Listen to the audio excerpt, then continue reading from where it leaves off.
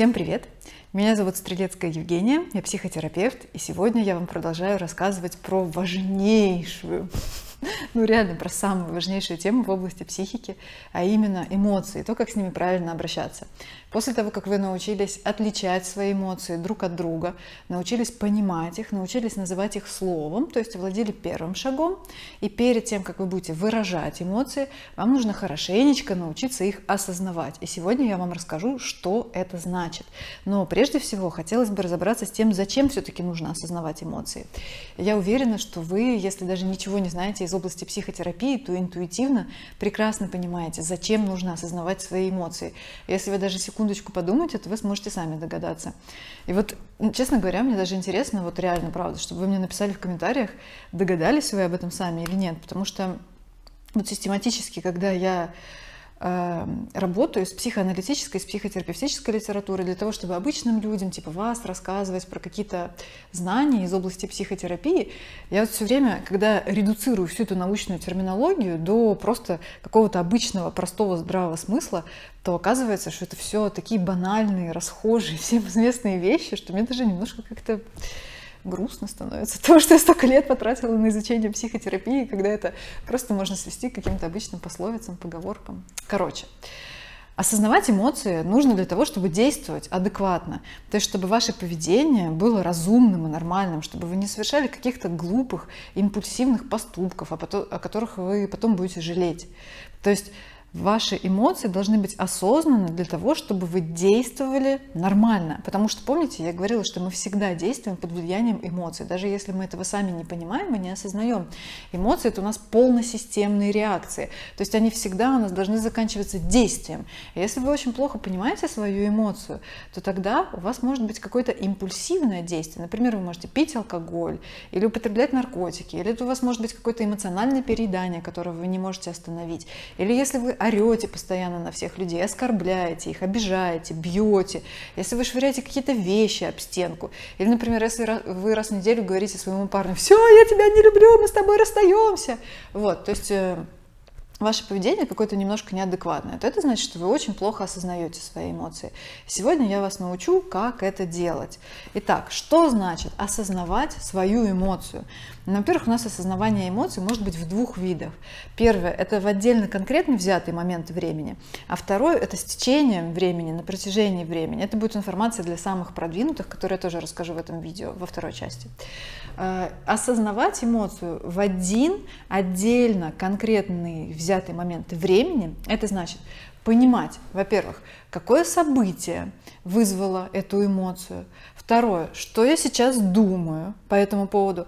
Третье, что я, собственно говоря, непосредственно испытываю, то есть мы называем эту эмоцию словом. Четвертое, какие у меня есть физические реакции в этот момент. И пятое, как я собираюсь действовать, то есть каким будет мое поведение. Например, если вы чувствуете, что у вас сейчас есть какой-то импульс к действию, вот вы сейчас уже, допустим, вы пришли с работы, вы каждый день пьете алкоголь, например, и вы чувствуете, что у вас уже начинается первая стадия алкоголизма, вы хотите перестать это делать.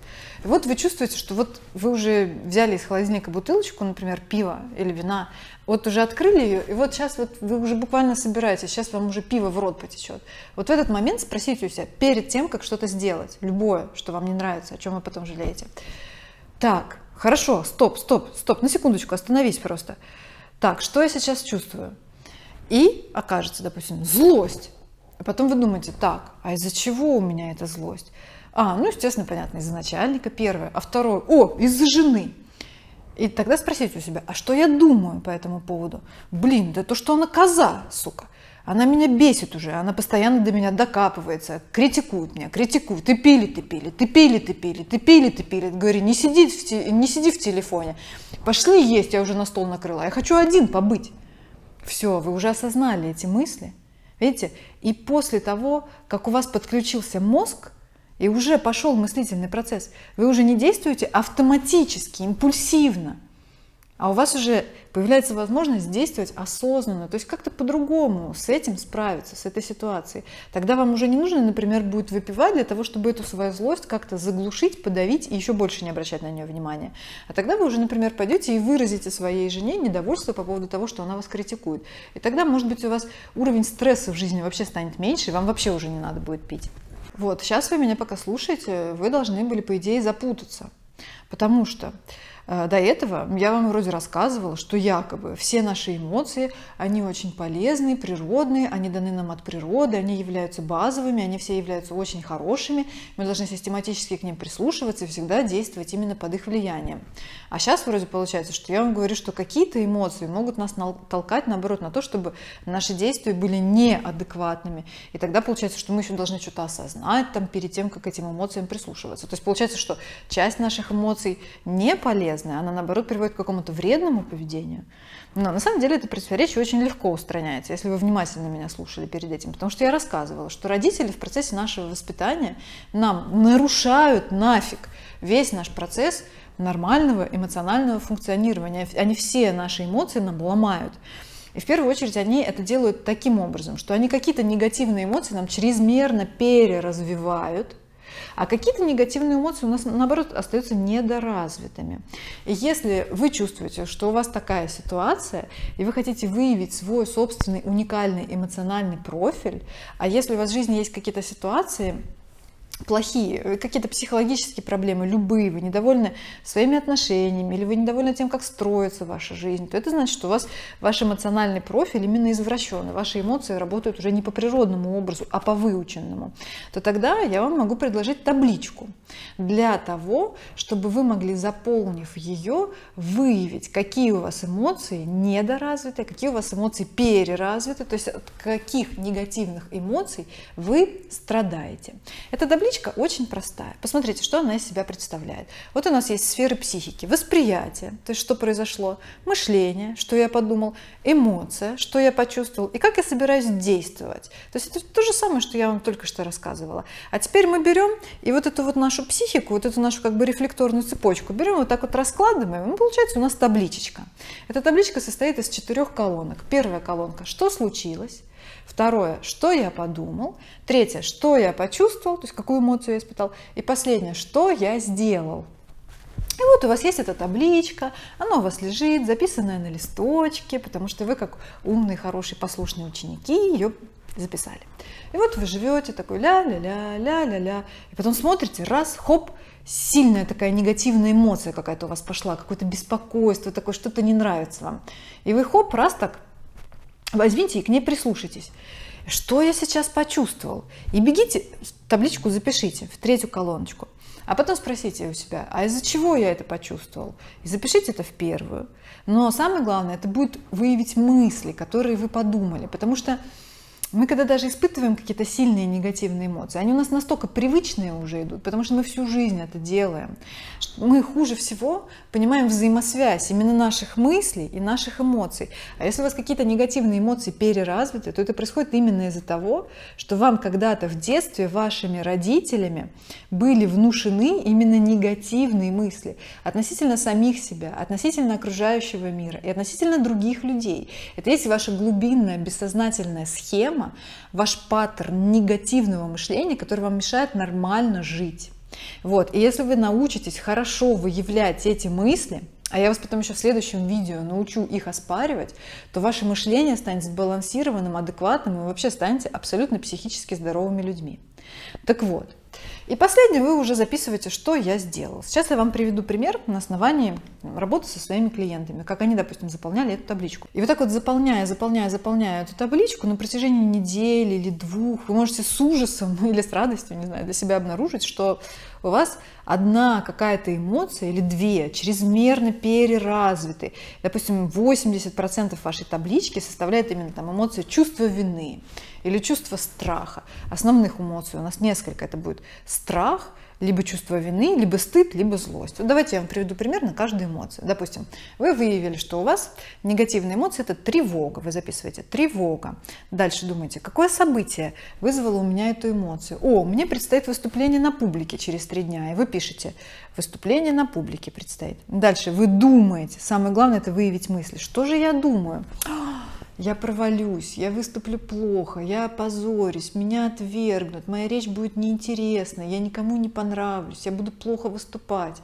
Или, например, вас пригласили на какое-то мероприятие, друзья, где будет подвижная активность, активные виды спорта, и вы будете думать, например, так: ой, я буду неуклюжий, все увидят, какой я дурачок, у меня ничего не получится, я упаду и ударюсь, я боюсь этим заниматься. Вот. И, соответственно, последнее — это будет поведение. Либо чрезмерно сильно готовлюсь к этому выступлению и ничего не получается, либо отказываюсь от этого мероприятия. Дальше. Вторая эмоция. Ну еще на тревогу, да, я могу привести такие примеры. Допустим, что-то в печени кольнуло, и вы сразу думаете: это рак, это рак. Вдруг это рак, я умру. И поведение: побежала к врачу, начала читать в интернете про всякие разные заболевания и, в общем, купила в аптеке кучу лекарств, начала их пить. И последнее. Например, ребенок откусил кусочек комнатного растения, листочка. Вы испугались и подумали: вдруг это растение ядовитое, он умрет. Поведение: позвонила врачу-педиатру, спросила, не умрет ли ребенок, промыла ребенку рот с водой. Вот. Это в случае, если чрезмерная тревога. Если у человека чрезмерная тревога, она уже объединяется в такие заболевания, как социальная фобия, панические атаки, генерализованное тревожное расстройство. Я про них буду позже рассказывать. Второе. Чувство вины, например. Чувство вины. Вы можете записать. Выявили, что вы испытали чувство вины. Из-за чего оно возникло? Я пришла на вечеринку вовремя. Что я подумала? Я подумала: но все же другие пришли еще раньше, они нарезали бутерброды, а я нет, значит, я безответственная, я плохая, они на меня будут обижаться, они подумают, что я плохой друг. Поведение: весь вечер всем угождала, спрашивала у них, как дела, даже если мне не хотелось. Потом после вечеринки еще со всеми переписывалась, хотя я устала, всех фотографировала и, в общем, всем старалась угождать. Был у меня при этом виноватый вид и вымученная улыбка на лице. Или вторая ситуация. Какая-то соседка из 33-го колена, из самого неблизкого круга знакомств, у нее умер муж, и она попросила меня, чтобы я организовывала ее похороны. При этом я болею, дочка не кормленная, на себя времени и то нету, но я подумала: я же должна помогать людям, я же иначе буду плохой человек, я же верующая, я же христианка, но если у меня есть такой ресурс, то я должна помочь. Если я не помогу, она разозлится, она потом мне тоже в ответ не поможет. Если я не буду помогать людям, я потом останусь одна. И в итоге она больная, у которой есть куча своих дел, у которых есть еще куча родственников, которым надо помогать, взяла и пошла организовывать похороны своей соседки. То есть, такое глобальное, тотальное чувство вины, которое всегда нас заставляет быть очень угодливыми, быть хорошими, но в итоге при этом проживать не свою собственную жизнь, и даже не чью-то чужую, а вообще непонятно, что получается. Третья эмоция — это злость. Вы можете обнаружить, что у вас дует вплоть до 95% всех эмоций на протяжении вашей повседневной жизни представляет из себя именно какое-то хроническое раздражение, ненависть, агрессия, возмущение, что-то вас вечно все бесит, и вы бу-бу-бу-бу-бу-бу-бу-бу. И вот вы можете записать, например, ситуация. Муж пришел с работы и не играет с детьми. Что я про него подумала? Да он вообще козлина, ах, да сука, он мудак, да зачем я за него замуж вышла, да это вообще какой-то шланг, Вася. Я уже его просто терпеть не могу. Да как же он меня бесит, как он раздражает, какое он просто ничтожество. Я только одна все делаю для нашей семьи. И поведение подошла ему и это высказала. Высказала, какой он чмо, гнида, козел, дурак, мудак, отвратительный отец. Потом еще вышла и дверью хлобыснула. Вот такое поведение. Хорошо, да, показываю, сразу чувствуется, что у меня присутствует такая эмоция. Вот. И последнее — стыд. Например, ситуация. Вам нравится девушка, и она обращает на вас внимание, но вы испытываете эмоцию стыда. И что вы в этот момент думаете? Да я просто какой-то вялый оладух, да я просто лошок, да она ко мне относится как к другу, да, конечно, она меня даже не любит. Нет, я слишком плохой для нее, мы никогда не сможем вместе встречаться, я не понравлюсь ей, я ее разочарую, не оправдаю ее ожидания, да я просто ничтожество какое-то. И поведение: не признается ей в любви, не общается с ней, отказывается от общения. То есть отношения уже не складываются. Вот видите, получается, что когда мы ведемся именно на те эмоции негативные, которые у нас вызваны нашим негативным мышлением, нашими негативными убеждениями, то тогда получается, что мы портим себе сами всю малину.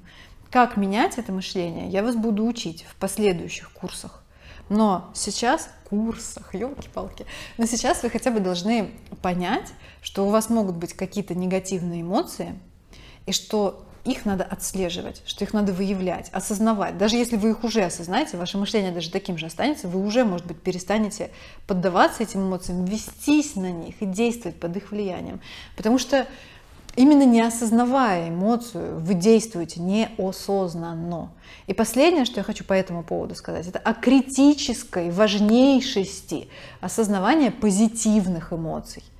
Эмоции, сейчас скажу дико пошлейшую фразу, да, вот это вот, эмоции — это ваша путеводная нить, вы должны прислушиваться к своим эмоциям, чтобы прожить именно свою жизнь. Да, это все правда.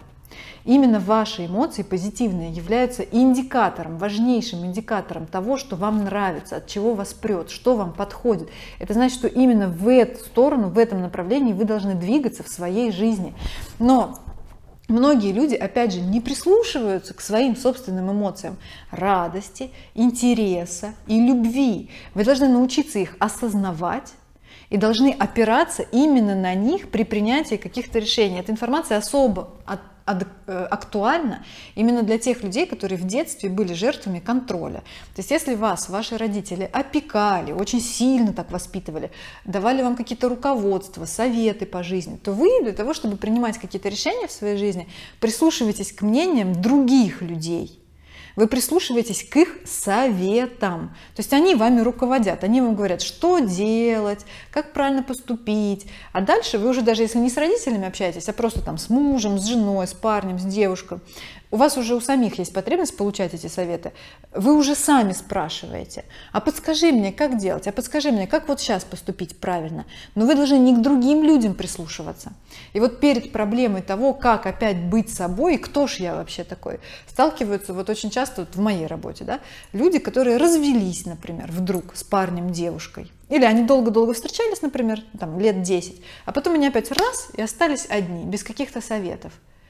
И вот для того, чтобы выработать критерии личной самооценки, для того, чтобы понять себя, для того, чтобы понимать, чего я хочу, какие у меня личные взгляды, вкусы, ценности, идеалы, для того, чтобы самим себе давать советы, для того, чтобы для самих себя быть руководством. Это самооценка, когда вы прислушиваетесь не к другим людям, а к самим себе. Вы это сможете сделать только если вы будете систематически вот так вот прислушиваться к своим позитивным эмоциям, к своим эмоциональным потребностям. Если вы из них, как из внутреннего центра инициативы, будете взращивать свои действия, то ваши поступки, решения, поведение будут неизбежно правильными, и они вас обязательно приведут к счастью. Это и есть осознанность. Когда вы осознаете, а ведь у всех эмоции очень разные, позитивные. Кого-то прет от Велимира Хлебникова, кого-то прет от Пушкина, кого-то прет от какого-то сериальчика. Да? Только ваши эмоции индивидуальные, уникальные, которых больше ни у кого нет, только они вам могут подсказать, как вам нужно действовать правильно, что лично именно вам только лишь нравится. Только они. И они безошибочно подсказывают. Разум может врать. Ваш разум может врать, потому что он основан на каком-то вашем личном опыте, на тех убеждениях, которые вам внушили ваши родители. Вашим родителям разум может врать. Всем людям разум может врать. Кроме того, обстоятельства в жизни постоянно меняются. Все очень изменчиво, очень текуче. Единственное, что только безошибочно подсказывает, это позитивные эмоции, которые являются глубочайшим, вернейшим индикатором ваших эмоциональных личных потребностей. И вкусы, и взгляды, и личные ценности, и идеалы тоже у всех людей очень разные, у каждого абсолютно разные. Чтобы найти именно свои, именно на них опереться, как на рычаг, на котором вы будете всю свою жизнь крутить, а не сами в ней крутиться, как букашка. Только осознание позитивных эмоций вам это поможет подсказать. Поэтому опирайтесь на них, не бойтесь. Это не просто так какая-то штучка непонятная. Это мать природа вам дала важнейший инструмент. Все, пора закругляться. В следующем видео я вам расскажу о том, как правильно выражать свои эмоции. Подписывайтесь на мой канал, ставьте лайки, оставляйте комментарии и ждите моих новых видео. Всем пока!